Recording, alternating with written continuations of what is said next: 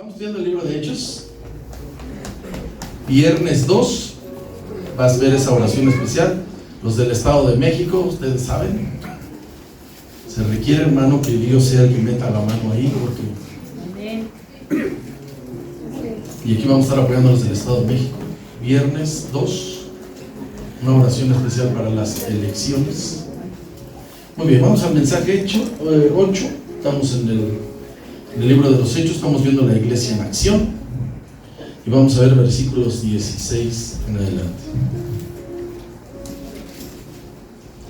Dice así: varones hermanos, era necesario que se cumpliese la escritura en que el Espíritu Santo habló antes por la boca de David acerca de Judas, que fue guía de los que prendieron a Jesús, y era contado con nosotros y tenía parte en este ministerio. Este pues, con el salario de su iniquidad, adquirió un campo y cayendo de cabeza, se reventó por la mitad y todas sus entrañas se derramaron. Y fue notorio a todos los habitantes de Jerusalén, de tal manera que aquel campo se llama en su propia lengua Aceldama, que quiere decir campo de sangre. Porque está escrito en el libro de los Salmos: sea hecha desierta su habitación, y no haya quien more en ella, y tome otro su oficio.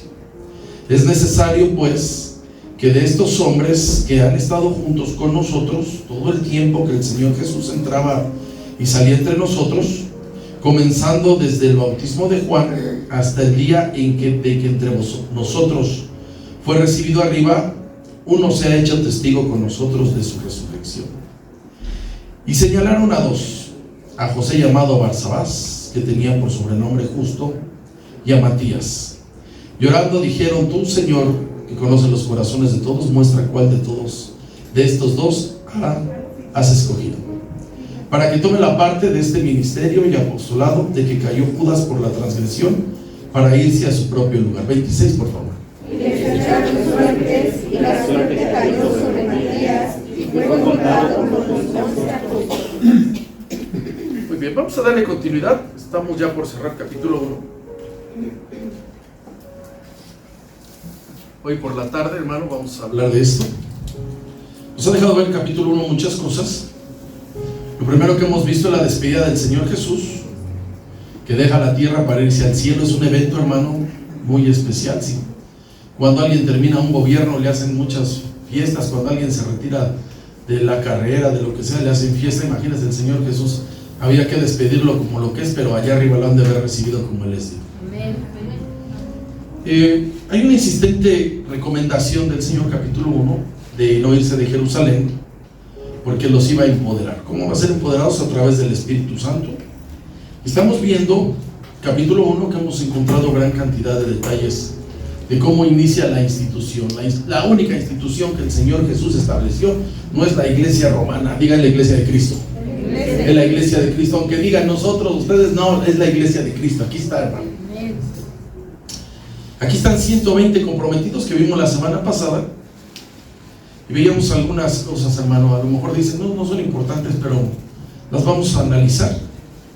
Veíamos cómo la familia del Señor Jesús se instala al grupo de los 120. Eso se resalta. Fueron fieles. Ahí se ven Judas y Santiago escribiendo para la gloria de Dios. Vimos, hermano, el grupo selecto de 120. Les decía que eran 3 grupos: el de 12, 70 y los 120, dispuestos a dar la vida. Estamos viendo, hermano, ahí estamos viendo de una manera neutral qué fue lo que le pasó a Judas, hablando del ataque del diablo. Le vuelvo a decir, hermano, que yo no estoy a favor ni me estoy poniendo por él y decir pobre tipo, hermano. Solamente quiero que veamos cómo trabaja el enemigo.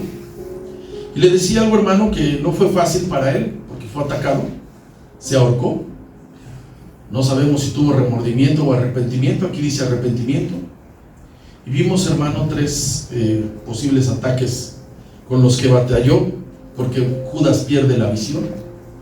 Entonces, hermano, estamos viendo ahí. Entonces, el análisis, hermano, vuelvo a subrayar, es meramente detectar cómo lo atacó el diablo. Cosa, hermano, que nadie se la brinca. Nadie. Si alguien dice, no, a mí ese tipo me hace los mandados y me regresa el cambio, el infeliz. Vamos al siguiente, es el 4. Quisiera pensar, hermano, que tal vez Judas, para tener ese ataque de ese tamaño, llegó a odiar al Señor Jesús. Ahorita le voy a explicar por qué. Tal vez, hermano, no ocultaba lo que había en su corazón, pero ante el Señor Jesús su mirada es de rayos X. El Señor ve más allá de los disfraces. Dice que fue Samuel, el de allá, y fue a la casa de Isaí, y se equivoca 7 veces el profeta, y Dios le dice: no lo veas por lo grandote que está ni lo veas esto por lo guapo que está, porque yo veo lo que el hombre no ve. Entonces Dios ve otras cosas, hermano. Entonces el Señor Jesús miraba ya a Judas desde un año antes, donde lo estaba diciendo que uno de ellos lo iba a entregar, no a vender, hermano. Esa terminología está muy mal. Lo iba a entregar, o sea, lo iba a poner, porque el Señor queda como fuera de la ley y Él es el que dice: yo sé dónde está. Entonces hay una situación que escribe Juan. Vamos al capítulo 13. Recuerde que Juan es el último evangelista, así como fueron llegando. Y cuando escribe Juan este evangelio, se cree que está entre el año 90 al 110. Hay un margen muy grande. Entonces, cuando escribe Juan esto, por eso es que él tiene otra manera de ver los evangelios. Lo ve con otro análisis. Mateo, Marcos y Lucas tienen una óptica, pero Juan tiene otro análisis que le voy a enseñar. Dice Juan 13, dice el 21. Aquí está el Señor, ya les lavó los pies, ya hubo la Santa Comunión, y Judas sigue ahí. Otros ya sabiendo quién es el chivatón, ¿sí o no? Le hubiera hecho yo el Pedro solito: dale, papá, tú solito. Al fin traes la espada, así, pum, pum, y le dan toda a su abuela, pero no. Dice el 21: habiendo dicho esto, se conmovió en espíritu. El Señor está en un nivel alto, hermano, con las emociones espirituales muy alto, y declaró y dijo: de cierto os digo que uno de ustedes, ¿qué dice? Me va a poner. Y entonces los discípulos se miraban unos a otros dudando: ¿dice quién habla? Y uno de sus discípulos, al cual Jesús amaba, que es Juan, estaba recostado al lado del Señor Jesús. Pues le hizo señas a Simón Pedro para que, ¿qué dice? Ya que estás ahí de barbero, ¿verdad? Ya que estás ahí de pegosle, que le preguntase quién era aquel de quién hablaba.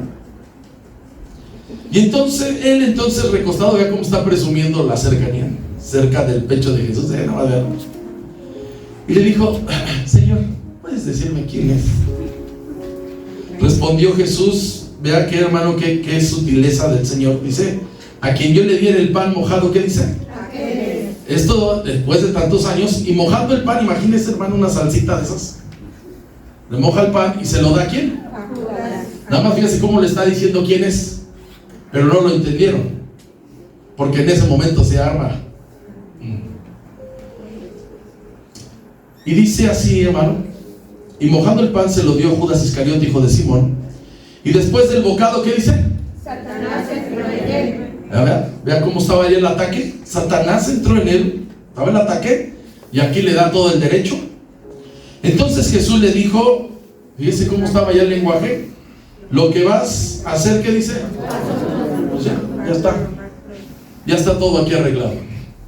Pero ninguno, incluyendo el que escribió, de los que estaban a la mesa, entendió por qué le dijo esto. Porque algunos pensaban, puesto que Judas tenía la bolsa, o sea, el tesorero, que Jesús le decía: compra lo que necesitamos para la fiesta, o que, ¿qué dice? Vea la amabilidad del Señor, que le dice: dale algo a los pobres. 30, por favor. Cuando él, pues, hubo tomado el bocado, luego salió, y era ya de noche. Ya estaba el diablo en Judas. Aquí está el Señor, hermano, con todo el análisis, con toda la habilidad que él tenía espiritual, desnudando a Judas. Es y le dice: ¿cómo, hermano, lo que vas a hacer? ¿Qué dice? Hazlo pronto. Tal vez Judas, hermano, por eso le decía que para realizar lo que hizo, tenía que tener un odio hacia el Señor Jesús. Judas debió de haber sido un tipo listo. Le voy a decir por qué. Porque el Señor Jesús le dejó la tesorería. Cuando él le están ungiendo, dijo, ¿para qué lo hubiéramos vendido? ¿Cuánto dijo del perfume? 300 denarios.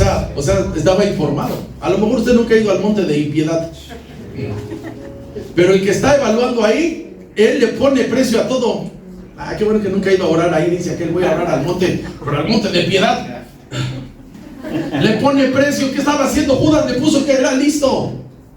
Hacemos esto, agarramos esto, se lo damos a los pobres. Era listo. Posiblemente Judas pensó, dice que ya se va y nos va a dejar. Y su reino dice que no es cuerpo a cuerpo. Y entonces posiblemente él dijo, ya yo estoy entendiendo.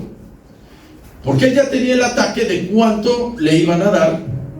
Posiblemente, hermano, con lo que estaba en la bolsa y con lo que le dieron, dijo, tomo este dinero y aquí se rompió una taza. Posiblemente. Al fin el grupo se va a desintegrar, dice que ya se va. Porque ahí está el Señor diciéndoles que él se iba a ir. Fíjense, hermano, lo que tocaba proveerlo del gobierno. Usted sabrá por quién vota o no, pero todos los gobiernos, cuando llega el último año, se roban todo. Hasta los clips, hermano, ya verá cuando salga Esperemos que Dios haga la obra. Se roban los clips. Cuando llegan a las oficinas no encuentran hojas, clips y lápices. Pues imagínense lo que son capaces. Entonces Judas estaba siendo atacado. Dice, este grupo se va a desintegrar. Me dicen que por dar el pitazo me dan 30 piezas de plata más lo que tengo en la bolsa. Vamos. Siguiente cuestión, hermano. La palabra Iscariote, por eso estaba señalado, porque había otro Judas, el celote Iscariote, viene de la palabra latina sicarius. Si usted escucha, hay un sicario, es un asesino a sueldo. O sea, lo que dicen, oye, ahí hay una víctima y hay que desaparecerlo, y dice, ¿cuánto? Ya le pone precio. Entonces, en aquel tiempo, en aquella zona más allá en Palestina, ya había una banda de terroristas, nacionalistas violentos, se llamaban los celotes. Era un grupo, hermano, subversivo al gobierno romano y estaban dispuestos a todo. Le voy a dar un ejemplo para que piense. Si usted oye en su vecindario esto, dice, ¿qué crees que llegó un vecino y es del cártel Jalisco Nueva Generación? Ahorita lo dije así tranquilo, pero si alguien se da cuenta, lo va a decir con miedo. Usted no va a pensar y decir, wow, o sea, llegó un vecino que sabe preparar rompope y galletitas. Posiblemente hasta sabe bordar. No sé si todavía haya el trabajo de macramé, pero ¿trabajará el migajón? ¿Usted qué piensa? Si es del cártel Jalisco Nájera, ¿qué dice? ¿Este está loco, sí o no? Entonces, a Judas era Judas, ¿cómo? Iscariote, o sea, posiblemente un sicario. Estos estaban dispuestos, hermano, un sicario está dispuesto a cometer cualquier asesinato. Esos los que estaban ahí, los de Iscariote. Y los celotes estaban dispuestos a todos con tal de que los romanos dejaran.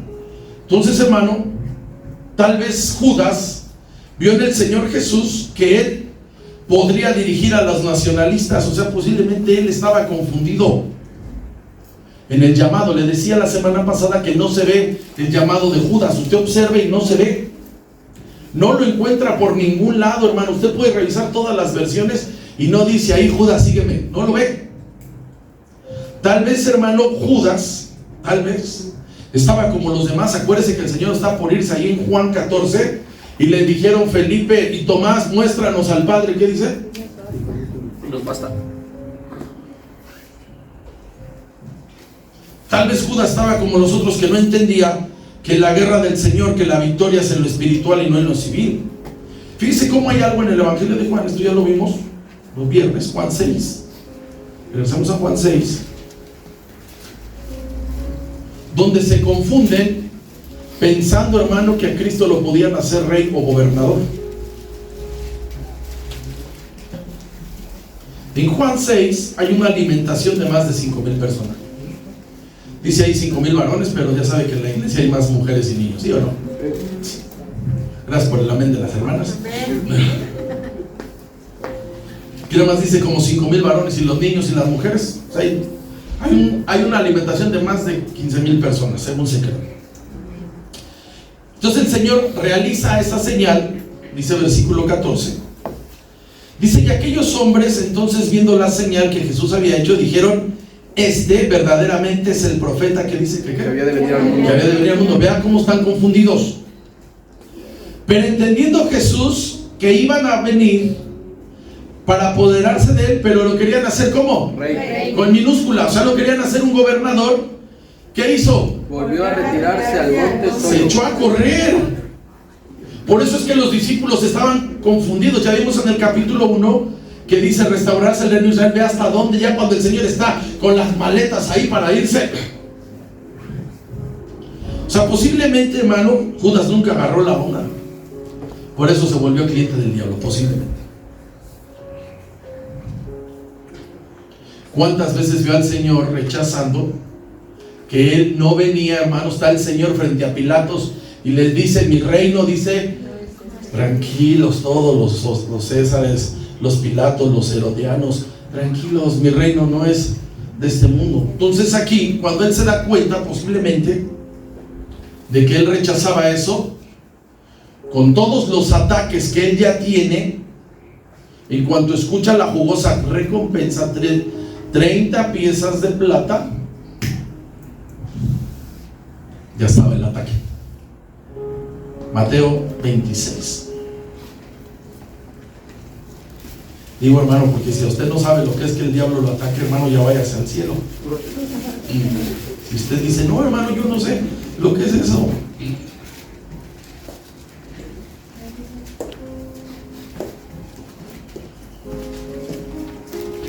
Para que vea cómo los grupos de la grande élite, los grandes empresarios, todos los grupos son atacados.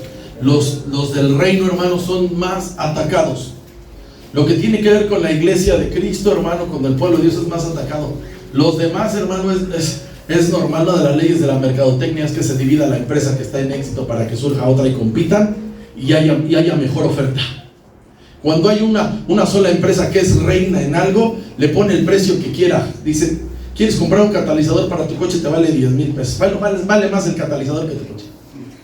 Pero hay 3 o 4 que dicen: hay quien lo tiene en 3,500. Entonces, eso es normal aquí afuera para que haya competencia. Pero adentro, hermano, lo que es el reino de Dios, el ataque está así. Mateo 26, versículo 14. Entonces uno de los 12, que dice que se llamaba ¿cómo? Judas Iscariote, el sicario, fue a los principales sacerdotes. Él fue y les dijo: ¿qué me van a pagar? ¿Y yo qué dice? Ellos el movimiento. Y ellos asignaron 30, ¿qué dicen?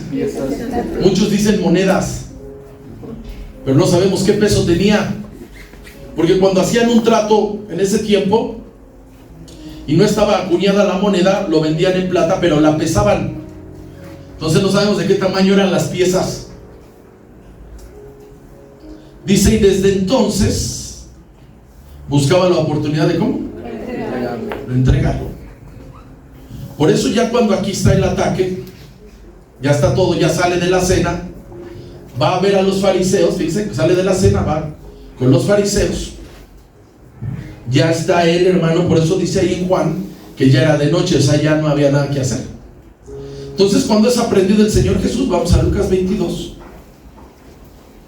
Es ahí donde el famoso beso de Judas. Ese cuando usted dice, llega alguien, dice: nunca me saluda, ¿y ahora qué le pasó?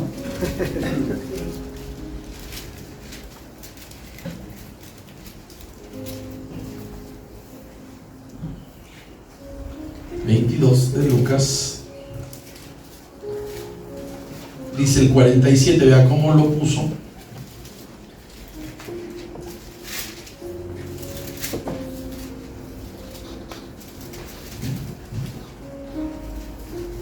Dice: mientras él aún hablaba, se presentó una turba, o sea, gente, y el que se llamaba Judas, uno de los 12, iba al frente de ellos y se acercó hasta Jesús. ¿Para qué? Besarlo. Ya está todo. Entonces Jesús le dijo a Judas: con un beso entregas, dice quién.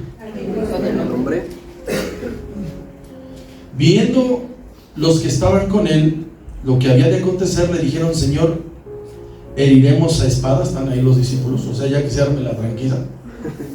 Y uno de ellos, que es Pedro, hirió a su siervo, el sumo sacerdote, ¿y qué hizo? Y le cortó la oreja. Era bueno.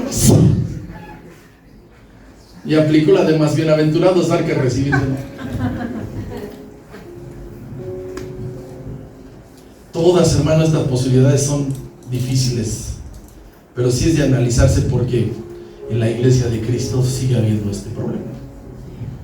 O sea, el diablo sigue atacando. O sea, de hecho, el diablo fue expulsado porque dividió. A donde él llega, no digan: es que el diablo sí nos ataca, pero nosotros nos digan: me dijo un día un pastor ya fallecido, dice: a mí nunca me han dividido a la iglesia. Dije: eso no lo creo, porque el diablo ataca igual. Posiblemente, vamos a tratar bien a Judas, posiblemente él pensó: entregan al Señor Jesús, él se va preso y no pasa nada. O sea, que el Señor Jesús no muriera, sino que lo maltratara. Posiblemente quería o colocarlo en una situación donde él tuviera que manifestarse como el Mesías guerrero, cosa que muchos esperaban. O sea, como que a lo mejor le quería dar un empujón, porque ellos querían derrocar a Roma. Usted y yo, hermanos, sabemos lo que es estar ya. Si así ya estamos cerca de la dictadura, así estamos como a 5 pasos. Ahora imagínense, hermano, ellos que estaban en un gobierno donde sí expropiaban todo, y no nada más aquí.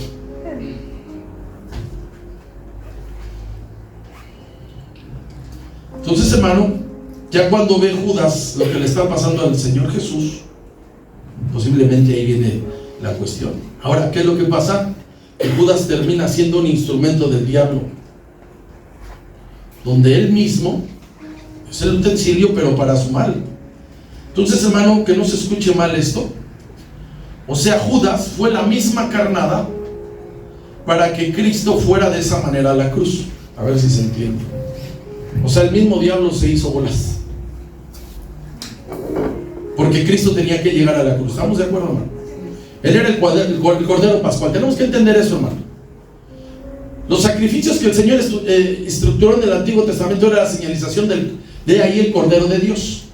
Entonces el Señor tenía que llegar al altar. El altar es la cruz, donde Él tiene que dar su vida por nosotros. Los corderos que llevaban el sacrificio lo tenían que presentar, y tenía que ser a través de sangre. O sea, el mismo que pasó con Judas, se hizo bolas el diablo, lo pone al Señor Jesús para que Él mordiera el anzuelo.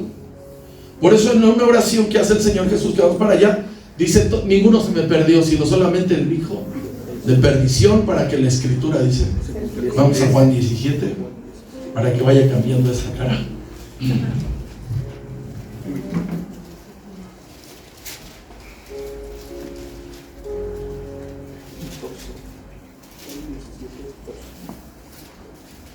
Señor Jesús está orando y dando gracias porque ha terminado la obra.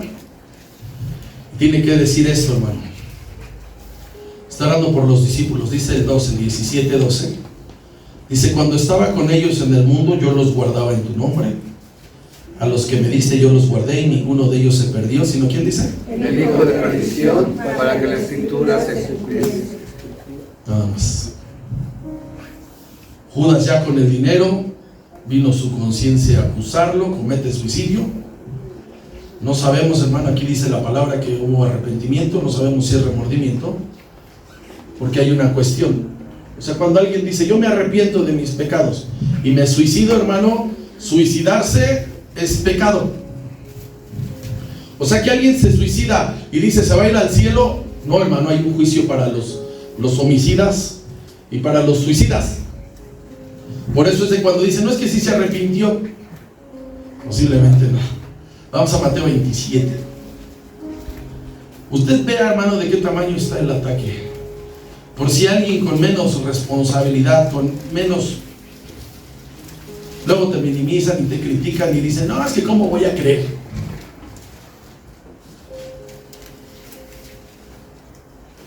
Ahora que andaban de vacaciones allá en el reclusorio norte, se veían unas personas bien vestidas.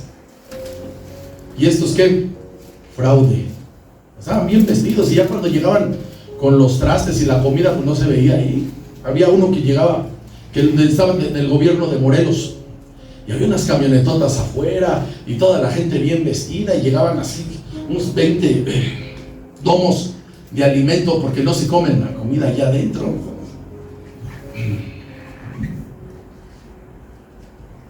¿Y qué le pasó a su patrón? Dice, un desacato. Bueno, al rato sale. O sea, la lana no es problema. 27 de Mateo, fíjense, ya aquí ya va Judas, vamos a llamarlo remordimiento o arrepentimiento, como usted quiera. Dice el 3, entonces Judas, el que le había entregado, viendo que era condenado, devolvió arrepentido las 30 piezas de plata a los principales sacerdotes y a los ancianos, diciendo, yo he pecado, entregando sangre inocente. Mas ellos, con toda reflexión, dijeron, ¿qué nos importa a nosotros? Ahí nos vemos.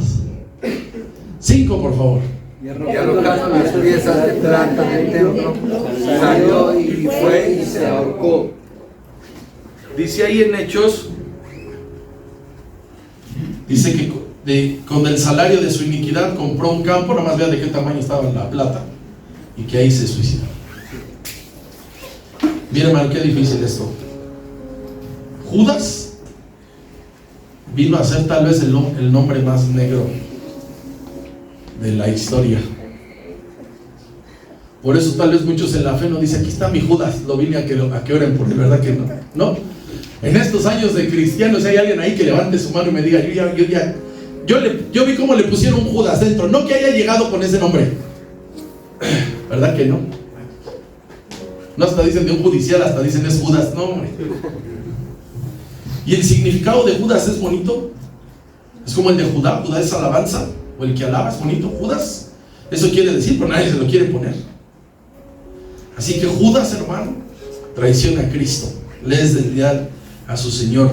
Y quien le es desleal a Dios, hermano, le pasa algo, se le acaba la gracia. ¿Por qué cree, hermano, que uno de los pecados fuertes es la blasfemia contra el Espíritu Santo, la apostasía y la idolatría? Esos son pecados bien complicados, porque todo, hermano, está en contra de Dios.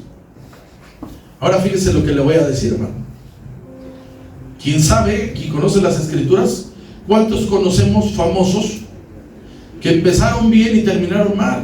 O sea, Balaam, usted lo ve, Moisés está profetizando, sale de Egipto y ya estaba Balaam. Y lo fueron a ver unos porque sabía invocar a Dios. Dice, lo que él me diga yo les voy a decir. Presentaba ofrenda, hermano, y venía Dios a donde él estaba. ¿Acabó mal? Acabó mal. De profeta acabó de adivino. Acán, el que está en el tiempo de Josué, que se clavó un vidrio bien fuerte, era uno de sus generales, y lo llama y le dice, ¿qué pasó? Tú fuiste allá. Y dice, ¿qué fue lo que hizo? Sansón empezó bien. La estrategia era él, que usando a la muchacha del otro reino, él conociera la estrategia y ¡pum! Fue al revés. La muchacha lo puso en sus rodillas y le sacó hasta el número de la tarjeta de vacunación y la cartilla de la leche, al revés. Ya estoy como el bus cuando dijo que hay que doblar todos los ojos y cerrar toda rodilla. Sí. Le sacaron el número de la tarjeta de la lechería y la de la tarjeta de vacunación. Ahí estamos. ¿Saúl empezó bien? Sí. No, hasta le decían Saúl, ¿entre qué dice? Entre los profetas.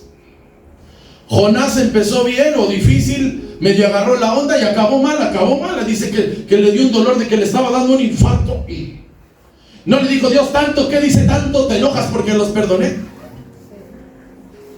Judas Iscariote empezó bien y terminó mal. ¿Quién es el culpable? Diga el diablo. ¿Cómo ataca el diablo? Presas de sus debilidades. Gloria a Dios. Sí. Ya voy a pasar a otro problema.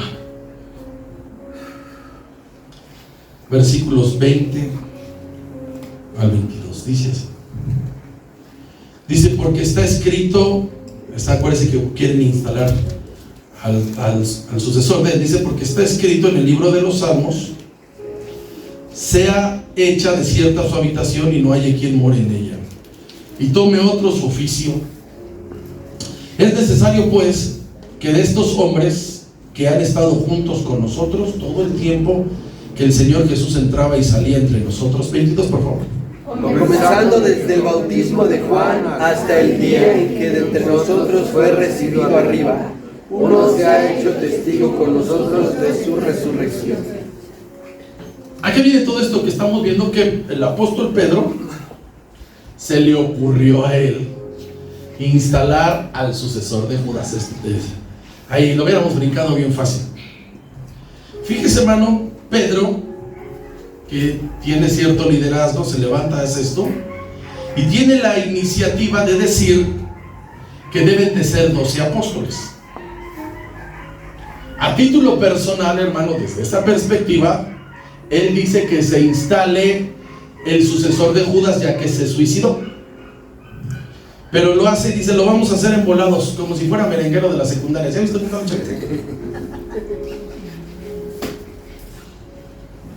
O los que coleccionaban estampas, ¿verdad? Ahí ya acabó todo, al estar en la escuela están echando volados, algo así para que se imagine. Y dice, vamos a poner a alguien, pero va a ser a volados. Y sabe, hermano, se equivoca. Su iniciativa, hermano, esa de elegir por suerte, se equivoca porque ellos tenían que esperar la guianza del Espíritu Santo. Ya les saqué la cuenta que cuando el Señor se va es día 40 de la resurrección, faltaban 10 días para que llegara el Espíritu Santo. Y esos 10 días, en esos 10 días Pedro dijo, no, Judas ya se dio, Judas ya hizo todo aquello, y entonces necesitamos al número 12. ¿Qué hicieron? No esperaron la guianza del Espíritu Santo. No esperaron la dirección de Dios. Y usted y yo sabemos, hermano, que de todas los cientos de decisiones que tomamos al día, hermano, usted no se ha puesto a contar todo lo que usted decide. Cuando usted maneja un auto, va tomando decisiones. Me voy a la izquierda o a la derecha, me doy vuelta aquí, voy allá, le acelero o le bajo. Va usted decidiendo, va decidiendo. O sea, 100, 200, 300 decisiones diarias usted tiene. ¿Y se equivoca o no se equivoca? Yo ayer iba a un lado y dije, voy a ir por aquí. Ah, hombre, el Foro Sol estaba bien padre. Ay, ya hubiera llegado yo caminando. El hombre se equivoca seguido. ¿Sabe por qué, hermano? Porque no sabe recibir la guianza del Espíritu Santo. ¿Qué hizo Pedro? Sacó de fuera de contexto un texto para tratar de forzarlo a decir, ya ven cómo está aquí la escritura y dice que aquí Judas debe de ser sustituido. Mire, está versículo 20. Dice, porque está escrito en el libro de los Salmos. Le aplicó la Biblia, la torció. Sea hecha desierta su habitación y no haya quien more en ella. ¿Y qué dice ahí? Aquí está en la Biblia. Está fuera de contexto el pasaje. Lo forzó para quererlo adaptar a lo que se necesita. Así cuando muchos usted escucha y dicen del Salmo 14, dice el necio en su corazón, ¿qué dice? No hay Dios. No hay Dios. Ya ven cómo la misma Biblia se contradice, que no hay Dios. No. Léale completo. ¿Y qué hacen aquí, hermano? Colocan a 2 hermanitos en lista de aquellos que habían estado al principio, pero eso no quiere decir que estaban comprometidos. Así hay muchos hoy. Usted puede decir, la congregación estaba llena. Sí, sí, estamos de acuerdo. Usted puede ir a una congregación donde es una dificultad estacionarse, tomar asiento, todo esto. Bueno, va usted a los baños y ya ni le platico. Entra y hasta las ganas se le van de vivir. Donde hay tantísima gente. Bueno, te va a llegar a comer a su casa y se va a acordar. Usted puede ver congregaciones llenas, pero sin hermanos, sin compromiso. Y aquí colocan a Josecito, al que le dicen Barsabás, al tremendo Matías, y dice, aquí están estos 2, y vamos a echar un volado, a ver quién pide. No sé, aquí es Sol, allá es Águila, aquí es Sol y Águila, allá. Ahorita inventamos una payada. Ahí va. 23 al 26. Y señalaron a 2, dice, a José llamado Barsabás, que tenía por sobrenombre Justo, ¿y a quién? Matías. Y echaron, vea qué oración tan chafona, discúlpeme, hermano. Dice, llorando dijeron, tú, Señor, que conoces los corazones de todos, muestra cuál de estos 2 has escogido. Amén. Dice, para que él tome la parte de este ministerio y apostolado de que cayó Judas por transgresión para irse a su propio lugar. 26, por favor. Y le echaron suerte, y la suerte cayó sobre Matías, y fue contado entre los 11 apóstoles. ¿Cómo se llama el apóstol número 12? ¿Quién lo llamó? ¿Quién lo puso? La suerte. El apóstol Pedro. El Señor llamó a los otros 12, como quiera que sea. No está el llamado de Judas, pero ahí estaba. Porque dice ahí que los llamó para que estuvieran con él. Aquí hay 11 y dice Pedro, ahora yo aquí traigo unas, vamos a echar un volado. La pregunta es, hermano, aquí está el número 12, ¿cómo se llama? Matías. Ese tremendo Matías, o el Mati, ¿cuándo hace presencia en todo el libro? Que digan, ya lo vieron aquí al Matías. ¿Dónde? Diga, nunca. Por una razón, hermano, no traía el llamado. Para estar en el ministerio, hermano, es con llamado. Es con llamado de Dios. Le voy a dar unas señales. Cuando tú tienes llamado de Dios, nunca te rajas. Cuando Dios escoge a Moisés, el mismo Moisés dijo que no quería. Y le dijo a Aarón, habla bien, si no. Sí. Y en cuanto Moisés se sube al Sinaí, ¿qué hizo Aarón, hermano? El becerro. Gracias por escudriñar. ¿Qué hizo? El becerro. Él dice, aquí está Ur y Aarón, yo voy al monte. Y dice que lo presionó él, porque no veían a Moisés. Y dice que les pidió los zarcillos a las mujeres. Y dice que juntó todo el oro, lo echó y dice y que salió ese becerro. Cuando tienes el llamado, hermano, te mueres creyendo, hermano. Perdóneme, hermano, lo que voy a decir. Aquí no hay el me voy a tomar un tiempo. Hermano, no es el momento porque estoy pasando esta situación. Ya dice cuál.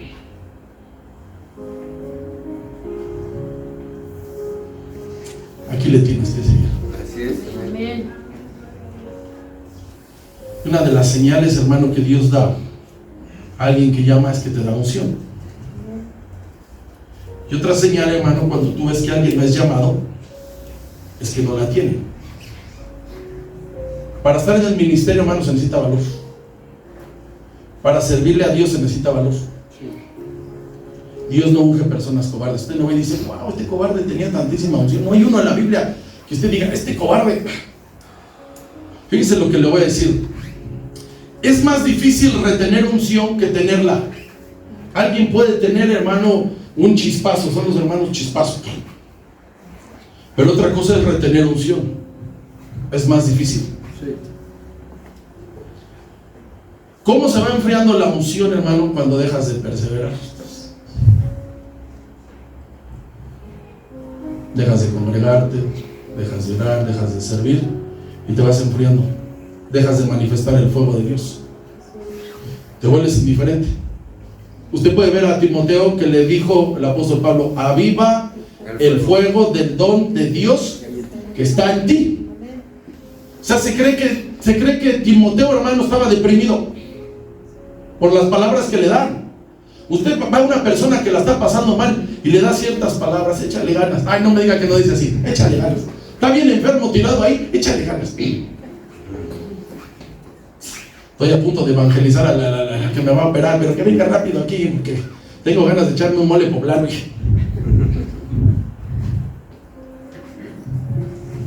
Alguien podría decir, estaba en la unción, sí, pero hay unción prestada. Como ejemplo, hermano, tú nunca ves los valientes de la Biblia pidiendo un tiempo. O sea, tú no ves ahí a Noé decir, bueno, en 100 años construyó el arca, y no ves a Noé descansando. Dice que hizo todo lo que Dios le pidió. Y cuando termina, cuando se echa el último clavo, la impermeabiliza. Ya había Fester en aquel tiempo. Ya había, ahí dice que la vas a calafatear por dentro y por fuera. ¿Sí o no? Se la dedica al Señor y le dice, métanse. Y cerró la puerta después de 7 días.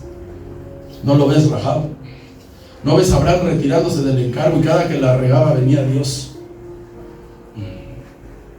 No ves a Moisés. Y mire que quería al principio que le costó trabajo. Bueno, el ejemplo más grande de valentía lo tiene David. Usted puede ver, hermano, que que podría haberse resentido después de que no fue invitado al culto y decir quédense con su culto y con su profeta y todo lo que quieran. David tuvo unas situaciones tan difíciles, hermanos, familiares, impresionantes.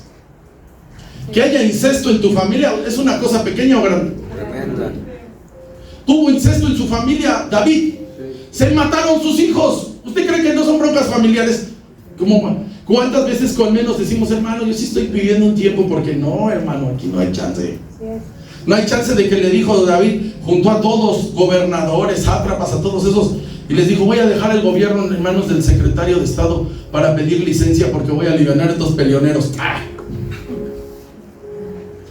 Él dijo así, tráiganme al transalón, tráiganmelo, pero se lo mató en la cama. Tráiganmelo, y 3 en el corazón, dice que dijo, tráiganmelo. Y dice que le calaba un montón, que lo lloraba. ¿Le siguió o no le siguió? Sí. ¿Está ahí, hermano? Sí. Es más fácil tener unción o retenerla. Siempre, hermano, y hay otros que los vemos siguiendo con sus vidas a como te sientas. Es más, te mueres creyendo así con el micrófono. Obedeciendo, decía, yo le creí.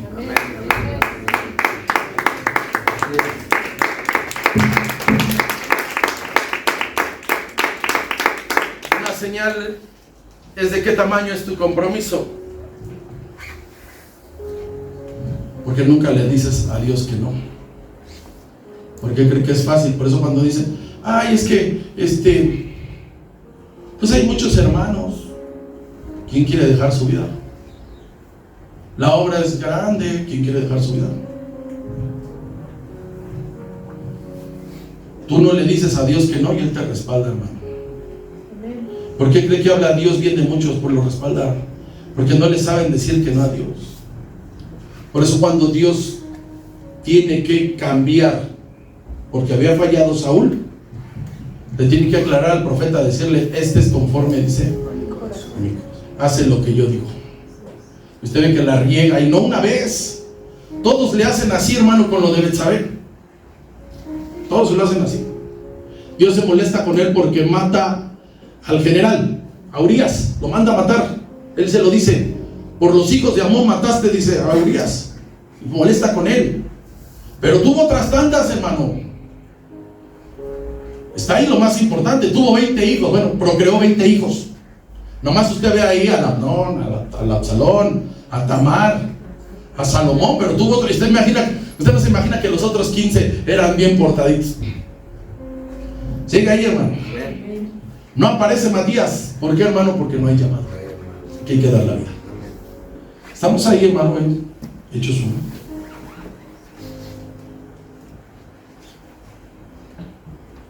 Sigue la situación del apóstol Pedro y da la explicación, versículo 21. Es necesario pues que de estos hombres que han estado juntos con nosotros todo el tiempo que el Señor Jesús entraba y salía con nosotros, comenzando desde el bautismo de Juan hasta el día que de entre nosotros fue recibido arriba, uno se ha hecho testigo con nosotros de su resurrección. Y señalaron a 2, José llamado Barsabás, que tenía por sobrenombre Justo, y a Matías. Llorando dijeron, tú, Señor, que conoces los corazones de todos, muestra cuál de estos 2, dice, has escogido, para que tome la parte de este ministerio y apostolado de que cayó Judas por transgresión para irse a su propio lugar. 26, por favor. Y la suerte cayó sobre Matías y fue contado con los 11 apóstoles. ¿Qué podemos sacar de aquí, hermano, de este arrebato? Podemos colocar esto. Señor Jesús escogió 12 apóstoles. Entonces, porque usted puede oír que hay muchos apóstoles hoy. Unos son apóstoles que el Señor Jesús escogió y los otros los vamos a llamar los apóstoles que escogió el Espíritu Santo. Porque el apóstol Pablo no es de la primera generación. Y fue llamado él y Bernabé apóstoles. Entonces, esto hay que dejarlo bien en claro. Ya ve que les dio apostolitis, ¿sabes? Cual más decía que ya no me llamen pastora, díganme apóstol. Wow, cuánta humildad, hermano. Salpícame. ¿Qué podríamos sacar así, hermano? En esta en este arrebato del apóstol Pedro, y vemos algo importante, ya que no le dan al escoger a Judas, el sustituto, no le dan. Matías no la pegó nada, nunca lo vemos de ujier, nunca lo vemos haciendo milagros, nunca lo vemos predicar, nunca nada. No se ve, hermano, aquí lo que le sucede al apóstol Pedro, no se ve que el Señor Jesucristo le dijo: ¿sabes qué, Pedrito? Ya no alcancé, ya me tengo que ir hoy, ya está la nube ahí esperándome, ahí te encargo, ¿no? A ver quién dejas en lugar de Judas, ahí te encargo, nos vemos, en Dios te bendiga. Fíjense, hermano, lo que quiero denotar aquí: el método que había para escoger personas. Ya vimos, hermano, que él dice que había que colocar al número 12. Vamos a verlo ahí. Dios o el Señor Jesucristo no le pidió nada, la iniciativa es de él. No sabemos, hermano, si para que se cierre ese número 12, el número 12 de los apóstoles podría ser el apóstol Pablo, pudiera ser. No hay otro hombre más usado en el Nuevo Testamento que el apóstol. Pero ni eso el Señor se lo dijo, porque él mismo dijo que él llegó al último como un abortivo. Él bien por eso, no es que me hicieron una ceremonia y yo soy el número 12. Entonces fíjese lo que pasa en el cielo. Si va a haber 12 apóstoles, ¿sí? ¿Cuál es? No lo sé. Vamos a Apocalipsis 21. Se está hablando de las puertas y de todo lo que va a haber en el cielo. Amén. Aquí dice lo que va a haber en la Nueva Jerusalén. Dice Apocalipsis 21, dice versículo 14. Dice: y el muro de la ciudad tenía ¿cuántos cimientos? 12. No 11, ¿verdad? Porque bien hubieran dicho son 11, pero como a Dios le salen las cuentas, ¿son cuántos? 12. Y ya vimos que eran 11 allá. Dice 12 cimientos, y sobre ellos los 12 nombres ¿de quién? De los 12 apóstoles del Cordero. O sea, Dios no le pidió nada, Él sabe quién va a ser el número 12. Estamos ahí, hermano. Entonces, ¿sí dice Matías ahí abajo de Felipe? No. Entonces déjeme decirle esto, hermano, para tratar de entender un poco al discípulo Pedro qué fue lo que le pasó. Porque para dejarle a alguien un cargo importante antes, echaban suertes. O sea, para los judíos, por eso es que es tan importante la presencia del Espíritu Santo, porque Él es el que te guía a toda la verdad. Él es el que te guía. Entonces, los judíos, ese era el método para elegir a una persona por medio de la suerte. Mire, vamos a Lucas 1.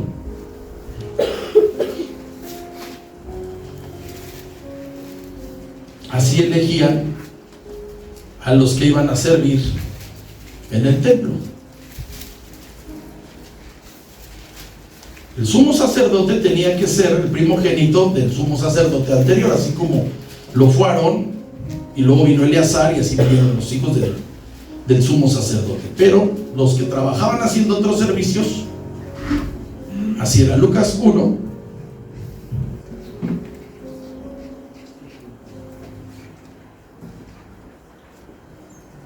versículo 5, dice: hubo en los días de Herodes, rey de Judea, un sacerdote llamado Zacarías, de la clase de Abías. Su mujer era de las hijas de Aarón y se llamaba Elizabeth.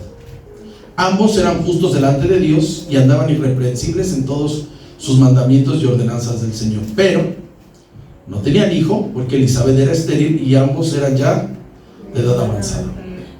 Aconteció que, ejerciendo Zacarías el sacerdocio delante de Dios según la orden de su clase, conforme a la costumbre del sacerdocio, ¿qué dice, hermano? Le tocó suerte a ofrecer el incienso entrando en el santuario del Señor. O sea, se imagina ahorita, ¿quién va a predicar? Se echa un volado ahorita aquí. Órale, le tocó a la hermana Carmen. Va. Echarle otro volado aquí. ¿Quién le toca la puerta? O sea, aquí está Gustavito, Armando y hermano. Y que sea disparejo, ¿cierto? Entonces ellos metían, imagínense, hermano, un frasquito, metían los papelitos, los movían, y el que salía ese era el bueno. No hasta le faltaba fe a Zacarías, que no le creyó al ángel. Dice que se le fue el habla porque, bueno, le recogieron para que viera la señal. Hoy, ¿sabe cómo eligen en algunas congregaciones? por medio de votación. Las iglesias históricas, a mí me gustan las flores, por eso las planto. Pues las iglesias históricas ponen flor natural, hermano. Todos los domingos adornan bien bonito, hermano. ¿Y sabe cómo eligen a los de ornato? Porque así se llama ese ministerio y lo buscas el sexto. Ah, cuando reen, por votación. Y ya se ponen, ¿quién va a ser la familia tal? Pero si la familia tal no está asistiendo, si está asistiendo, no, pues nosotros decimos que es las familias. ¿Quién dice que sí? ¿Quién dice que no? Habrá alguien que dice, no, es que el hermano es bien amable, o sea, tiene el carisma que le llaman. El carisma es engañoso. Diga compromiso. Compromiso. ¿Por qué no se ve Matías? Porque no estaba aquí, hermano. Comprometido. Fíjese aquí, hermano, ya le hablé de cómo quisieron hacer algo muy atrevidos. Estamos ahí, versículo 21. Ya vimos que en Apocalipsis hablan de los apóstoles del Cordero, que tienen el nombre de los cimientos en el cielo. Y aquí está, hermano, están eligiendo por Dios. ¿Quién es el número 12? Dice aquí el 21 y 22, dice: es necesario pues que de estos hombres que han estado junto con nosotros todo este tiempo, que el Señor Jesús entraba y salía con nosotros, comenzando desde el bautismo de Juan hasta el día que de entre nosotros fue recibido arriba, uno se ha hecho testigo con nosotros de que dice de su resurrección. Y pusieron los requisitos para hacer el apóstol. O sea, ellos ahí los pusieron. Tenía que haber caminado con Cristo, y dicen desde que fue bautizado. Vean los requisitos. Desde que Cristo inicia su ministerio en el Evangelio de Juan, ese era un requisito. 2, tenía que haber presenciado esa ceremonia del bautismo, tenía que haber oído la mayoría de sus enseñanzas y tenía que haber sido testigo de la resurrección del Señor. ¿Quién lo puso eso? El apóstol Pedro. Usted se imagina, hermano, si ahorita le dijeran, te has portado bien, y una de las puertas de allá se iba a llevar tu nombre, y usted va a decir, ¿qué hice? ¿Sí o no? Ya te ponen los requisitos y dicen, hoy con esos 3 la hago. Si usted, hermano, ha estado en algún otro lugar, de veras, hay hermanos que no les gusta que le digan su oficio. Ser pastor y maestro es un oficio. Y el Señor Jesús, cuán grande era, nunca dijo, no, me van a ser apóstol ni profeta, Él dijo, yo soy el buen pastor. ¿Qué dijo? Y su vida da por las ovejas. Hoy aquí le dicen, no, es que hermano, tú eres apóstol. No es por posición. Lo único que han aprendido es apostolobos, así les dicen. A estafar incautos, hermano. Es que va a venir el apóstol, el superintendente, el reverendo, ha ido ahí, reverendo mentiroso. Siervo inútil soy. ¿Quién eres? Un inútil, aprendiz de inútil. Aquí está, hermano. Bueno, pusieron esos requisitos: conocer al Señor Jesús. Y sabe, hermano, cuando llegamos aquí y estamos, hermano, no hace falta conocer al Señor Jesús. Hay que estar con Él. Hay que vivir por Él.